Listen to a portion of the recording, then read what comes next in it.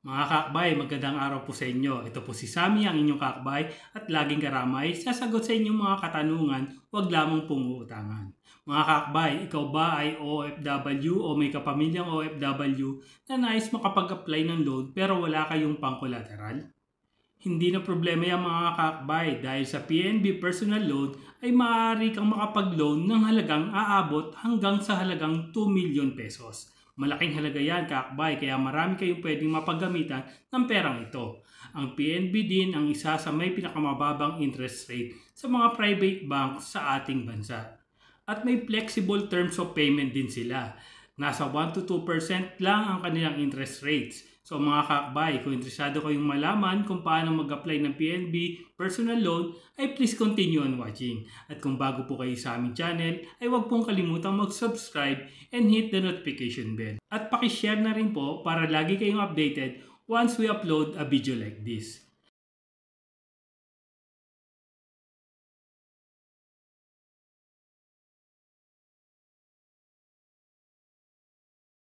So mga kakbay, sino-sino ba ang pwedeng makapag-loan sa PNB? Una, professionals, employed, self-employed individual earning a minimum annual gross income of 120,000 pesos or yung sumasahod ng nasa 10,000 pesos kada buwan. So mga kakbay, marami pong pwedeng makapag-loan dito. Kahit hindi kayo OFW ay pwede kayo makapag-loan din dito. Kailangan po 21 to 65 years old. Ano-ano ang mga requirements para makapag-loan sa PNB Personal Loan? Una, application form with auto-debit arrangement ADA enrollment form. One valid identification document o yung ID with your signature and photo like passport, driving license at iba pa na government release IDs.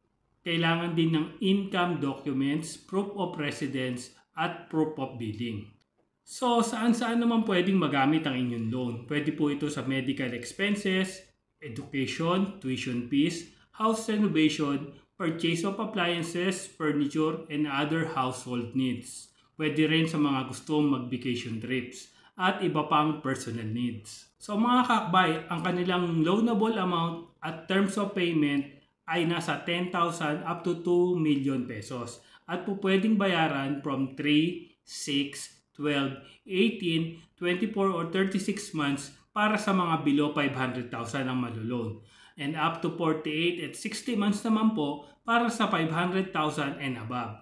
Once ma-approve po ang inyong loan, ay papasok ang pera directly sa inyong PNB bank account. Kaya kailangan po na kayo ay may PNB bank account. At pwede po kayong magbayad through auto-debit arrangement via your nominated PNB account or through post-dated checks. So mga kakbay, kung interesado po kayong malaman ang buong detalye ng personal loan na ito, ay pwede po kayong mag-visit sa kanilang website sa www.pnb.com.ph/index.php/personal loan. Doon din po pwedeng mag-download ng kanilang application form, ADA enrollment form at nandun din po yung terms and condition para sa paglo-loan. So mga kakbay, madali lang ang kanilang mga requirements kaya kung kailangan nyo po mag-loan ay siguraduhin doon po kayo sa mga legit na mag-loan. Huwag po doon sa mga website na hindi pamilya sa inyo kasi usually marami pong na-scam dyan. So there you have it mga kakbay, sana ay makatulong ang video namin ito sa ating mga OFWs na nais mag-loan kahit walang pang-collateral. Thank you for watching. And please don't forget to subscribe to our channel, hit the notification bell at pakishare na rin po para mas maraming makaalam tungkol dito. Keep safe, God bless, and we'll see you in our next video. Bye!